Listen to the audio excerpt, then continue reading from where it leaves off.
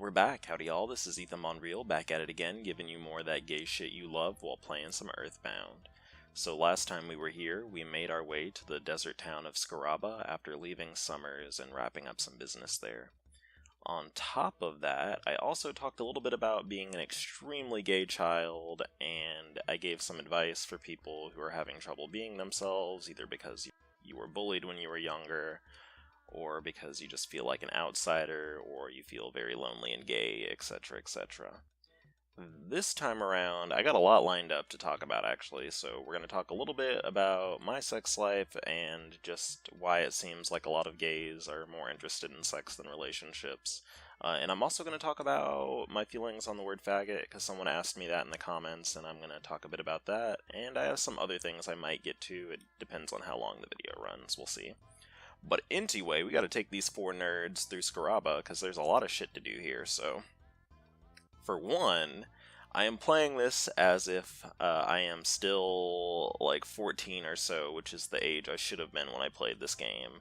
And so I am going to be wandering around a lot and helping y'all see the town. So, for one, this is a pretty neat dude. Oh, you have the mark of bad luck on your face. No, don't worry. If you want to know, I'll humbly tell you. You shall come back here after you have encountered a dangerous situation. However, I may be wrong, and if so, 1,000 pardons. So that's a little bit cryptic, but he's basically telling you're going to end up backtracking a good bit, which is very true, because we have some things we need to do. So next, we're going to talk about to this dude who has a snake bag, and it is exactly what it sounds like. It's a bag full of fucking snakes. And you know what? I'll take a bag full of snakes for almost $300. But luckily, he marks it down because the snake bag has a hole in it, so they're kind of just dropping out on the ground behind us. Next order of business is Scaraba actually does not have really any damage upgrades. They do have seasonings, which is neat if you use them. I'm not, because they just eat up all your inventory space. And they're not particularly useful unless you're exploiting a glitch, but I'll talk about that later. And then finally, this is the last person who sells stuff. And he basically also just sells snakes, which is pretty neat. I guess that's their main export here. But I guess y'all are probably wondering how I've been. I have been just fine. We're gonna go take Paula to the doctor, because she's actually paralyzed from being attacked by something last episode. But I haven't really been doing much. You know, I was actually supposed to hook up with someone 2 days ago when I was originally going to record this video, and I actually didn't record the video because I was basically preparing for that. And I knew in my heart of hearts that there was like a 50-50 chance, actually it's more like a 60-40 chance that it was not going to go through, and it didn't, and I'm not surprised, but it also gave me some time to myself, which I appreciated. So, also, you know what? We're going to use the hotel here, too, because we actually took a little bit of a licking during that fight with the Kraken. But, he was really cute. I was kind of a little bit bummed I didn't meet him, but I also kind of expected it, TBH. And he had a really large pair of buttocks, which I appreciate, and he was just very cute. But I've learned if a hookup usually doesn't work out immediately, it probably is just not going to work out at all, and that is my general experience with this. So part of the reason why I slept in the hotel is because it's very easy to miss this, but Jeff's arms dealer actually lives in the hotel at this place, which is kind of random XD, but oops, I gave it to Paula on accident, so we'll have to move that around in a second. Alright, let's take it to Jeff. He could use probably 2 more bottle rockets.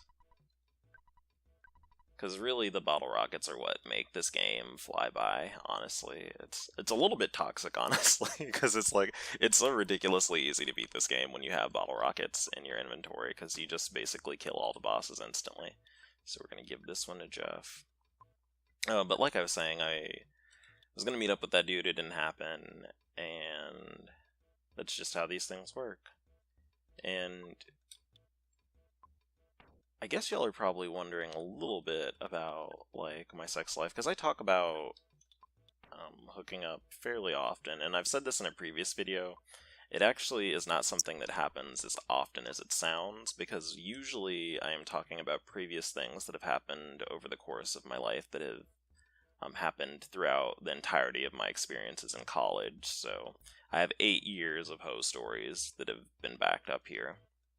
And on average, I probably meet up with someone like once a month, but it's a little bit irregular because sometimes I won't do anything for like 2 or 3 months, and then the month after that I'll do like 3 things in the same week. But it's usually because I'm meeting up with the same person repeatedly. So we're exiting Scaraba, the city, and unfortunately, as I said, I am role-playing as if I'm actually playing this game for the first time. And when you come here, you have no way of knowing that you were supposed to fucking backtrack, because actually, if you come here before you go to the museum in Scaraba, you get turned right back around, because you have no way of knowing that you were supposed to, basically solve the puzzle with the information from the museum. So, in other words, we need to walk our asses back to Summers, and by walk I mean teleport. Also, the game kind of lets you know that you're not supposed to be here yet, because the enemy is basically one-shot poo. And so it's gonna force you to go back, and we're actually gonna end up even having to backtrack to Foresight also, and the game really just loves sending you back there.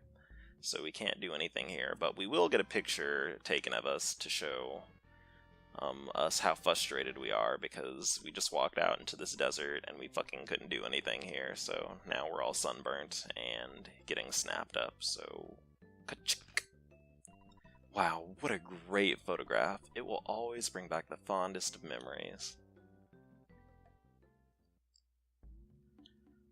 But like I said, I don't feel I hook up that often, and I guess it's all relative, because being in college has taught me that it is not uncommon for people to have sex like 2 or 3 times a week on the regular. And it just really depends on the person and the people they're around and what kind of community they have available. So we're going to use Pooh's teleportability because it requires less space, and we're going to use it to go to Summers. There we go. But... And I've said this in a previous video, a lot of the reason why I have sex the way I have it is actually because I'm depressed, and what I mean by that is that basically sometimes I subconsciously am, I don't want to say bored, but like, I'm just restless or have a little bit of existential dread, and I'm like, you know what would fill that hole in my soul? A big old juicy dong, and that's basically what I do. I meet up with guys, or try to, when I'm feeling a little bit anxious or worried about things. And that's a little bit problematic, in part because it actually doesn't work out, usually, and I'll tell you, when you really want to hook up with someone because you're depressed, if it doesn't work out, it can really fuck up your feelings. It just makes you feel very unwanted and unwantable. But I'm a good bit better than that, or about that, than I used to be. And in this case, with the guy I was mentioning, I actually just wanted to hook up with him because I was horny and his ass was huge, but oh well. Anyway, what are you doing here, plot man? Mumble mumble. Why would Mr. Spoon from the Foreside Museum try to call me? I bet he just wants to brag about something. I'm Mr. Spoon. Well, let him try. I wonder what he wants to tell me. Bah, I dare him to try to upstage me. Oh, pardon me. I was just talking to myself. Book off. So, I'm basically Mr. Spoon. I love talking shit about how fucking great I am. I just love doing shit like that. It's one of my favorite things. I am not a gracious winner. If I play video games, I will talk shit about how great I am, and I will remind you that I was destined to win, because that's just what I'm like, and you have to get into it. Honestly, that's just a very black thing. Like, no one in my family does not talk shit when they are succeeding at something, and I just love it. But I'm all about it, and honestly, I like it when guys do that. It actually really, I don't want to say it turns me on, but like when guys are really good and competent at video games, I really enjoy it. um, there's a guy, another black person at college, who was like, he was just really good at Mario Kart, and he just always won, and he beat me consistently, and then I basically was like, I just couldn't keep my legs shut. I wanted him all up inside me, but he was straight and a little bit like, what the fuck are you doing? Why are you talking to me so much, you weirdo? But anyway, so what you do to progress here is you go up to this room. This room is being remodeled, so I can't show it to you. Oh, the samurai kid is here. This is another instance of people being racist to Pooh. I'm pretty sure Dalam is not supposed to be Japan, but I guess he's just getting called Japanese. Will he be giving me that gem? Yes. You're such a good student. I'm impressed by your passion for learning. Come on in. So, Pooh actually leaves Dalam with some jewels, because he is a royal prince, and he uses that jewelry basically to trade to this dude to bribe him to let us into this area. However, there are enemies here, and they're actually not even that strong. These are mini-bosses, but we could probably kill them in probably one turn, honestly. In fact, just to be safe, I'll go ahead and use one bottle rocket on them, because why the hell not? And Pooh, you can use PSI Freeze. I actually probably should have slept in a hotel again, but I felt like that'd be a little bit annoying to see me just, like, do that again immediately after I did it not too long ago. But we will need to use a hotel relatively soon, because we do have, after these mini-bosses, a boss fight to take care of pretty soon. There we go. Who leveled up? I think Paula's gonna level up too. Oh no, she didn't. Oh well. Well, we have one more to fight, so she has a chance to level up here. So, I don't know. And I don't want to say, like, here's my disclaimer that I give usually. It's like, not everyone just, like, has sex all the time because they're depressed, but I think that's actually a pretty common thing that a lot of gay guys go through, is that, as I always say, a lot of us are very lonely, and we use sex as a way to basically get intimacy. And we use it as a way basically to get close to people, because we don't know other ways how to, because we don't... It's really hard for us to think about people actually just legitimately liking us without sex being involved.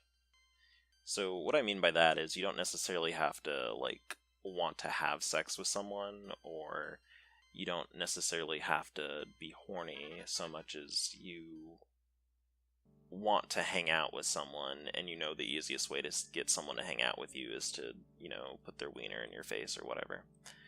And that's sad but true, and I think that if,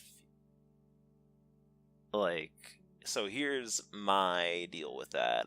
I want y'all to think about your experiences, and if y'all have been on Grindr or just, like, at a bar, you know, maybe from experience, tell me if you have different experiences, that it is just very hard to make gay friends if you are not, like, actively being sexual or trying to, like, basically be very hot. Basically, it's very hard to make friends.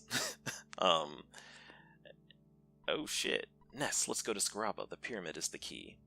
So what I just read there actually was telling us the key to get into the Sphinx. However, before we do the Sphinx stuff, we actually are going to make a pit stop in Fourside, and to get a reminder for the code to enter the Sphinx, this dude will give us a... what is it called? A photograph of this thing.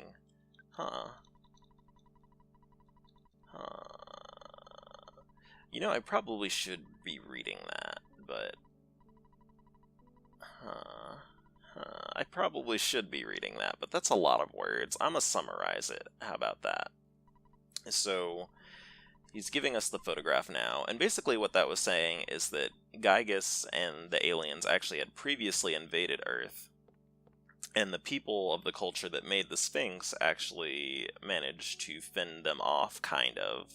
I think. I actually should have read that a little bit better. But basically, it's just solidifying that Gygus is evil, and that the Sphinx will help us progress our adventure. So anyway, no problem here. Hello, is this Mr. Fork at the Scaraba Cultural Museum? It doesn't sound like you, but I'll tell you my story anyway, because I'm busy, busy, busy. I found something so extraordinary that mere words cannot do it justice. What do you mean, who am I? Don't you recognize my voice? It's me, Mr. Spoon, from the Forside Museum of Natural History. Look, Mr. Fork, I'm not exaggerating this find. I'm telling you, it's fantastic. It's outrageous. Click beep.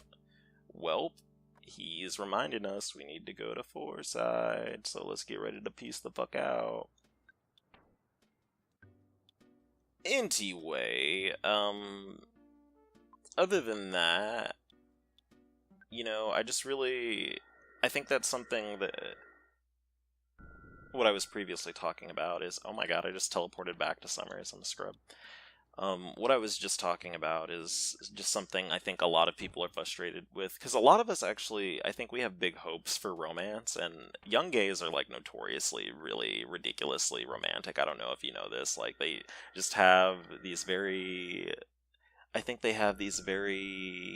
beautiful fantasies of love and just being with someone who really cares with them. And then that kind of chips away over time, honestly, because it's very hard to sustain that, because even if you really do want to be in love, it's mechanically easier to have sex and to hook up, and honestly, it's very hard for a lot of us to find someone who really wants to sit there and stay with us when sex is so available. But I don't think that makes either party bad. That's just kind of one of the realities of how the things we experience shape us. Like, if you are in a situation where it's hard to find a boyfriend, sometimes you just give up a little bit, honestly, and you just accept hookups, and that's fine. That's just part of life. But the reason why I bring that up is I think a lot of us get mad at each other for not really wanting to settle down or being afraid of commitment, but it's like, it's cyclical. It's hard to commit when sex is so readily available, so you have sex, and so you have trouble finding that boyfriend you want, because no one else really wants that. They just want to have sex. So what I'm saying is basically that I think we kind of cyclically give up on the idea of romance because it takes a lot of work to find. And that's fine. But anyway, I'm a jump up off this topic. We're fighting a taxi and we murdered it, and that's cute and all. But we have some things we need to do in the museum now that we slept in that hotel. And I need to move on to my next topic, because we're already at that point, right? So, someone asked me, basically, my opinions on the word faggot. And, I mean, you'll probably have noticed this. I say faggot a lot in my videos. Not as much as I want to, because sometimes I actually go edit it out. But basically, I grew up saying faggot a lot, because, as you may or may not remember or know, you might have heard this in my previous videos. I've been hanging around other gay homo nerds for a good while now, since I was 14, and we would just call each other faggots all the time, and we would call ourselves faggots, and that's just how it works. So, I mean, I'm not really cool with straight people calling me that, but generally I don't really give a fuck if I'm shitting around with, like, another homo that I know and we call each other that, because it's just like, I've just always done it.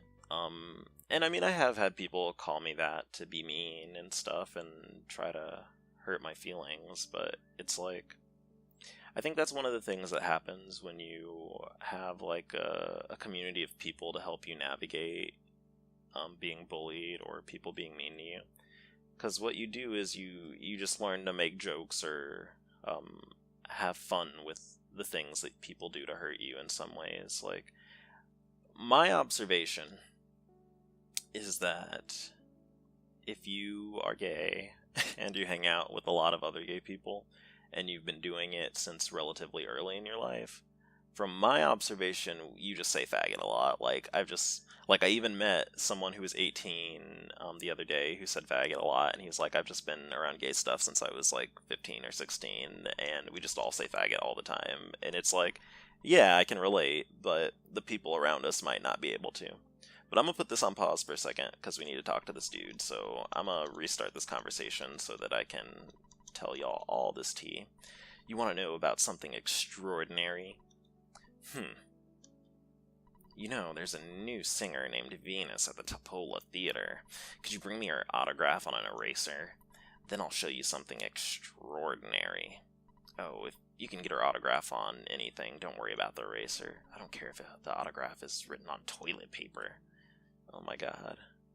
I really hope I'm not entertaining this weirdo's kink, but basically, there's a new person performing at the theater in Foreside who apparently is a very hot lady, so this dude wants her autograph because he's smitten with her, which means we're gonna have to pay the fucking fee to walk in here again, but he is basically gatekeeping? Oh my. He's gatekeeping the next area of the game from us, so fuck him, but also, you know, it pads the video. It gives us more shit to do while I talk.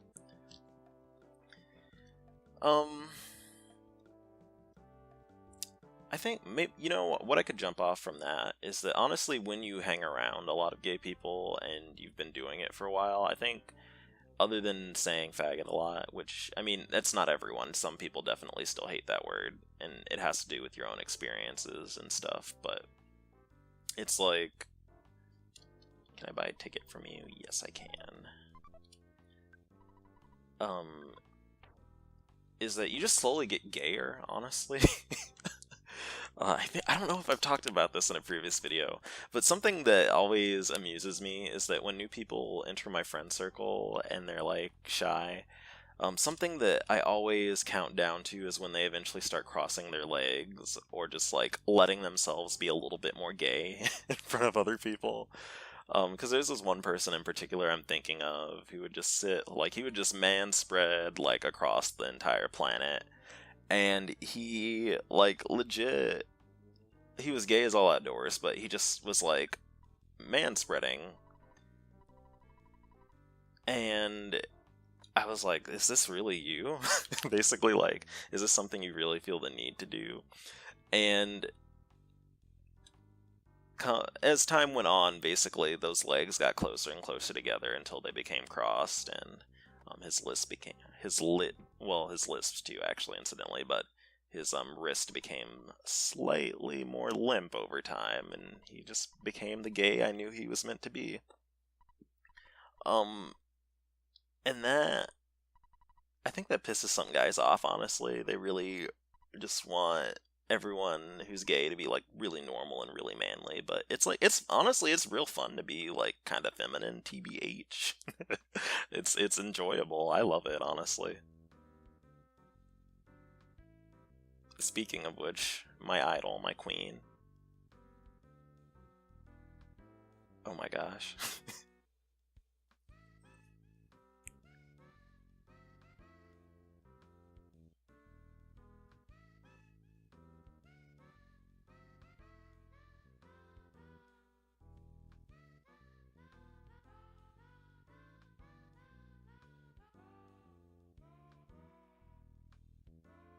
Ugh. I think they did a good job of making that dude a weirdo. Also, I don't like that his ears just clip right through his hair. I don't know, he just looks like a freak.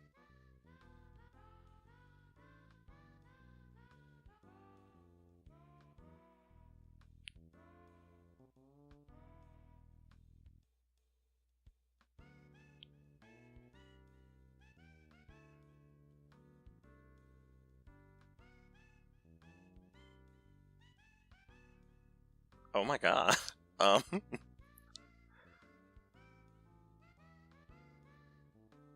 would have been funny if they just fucking threw him off the stage and started beating the shit out of him.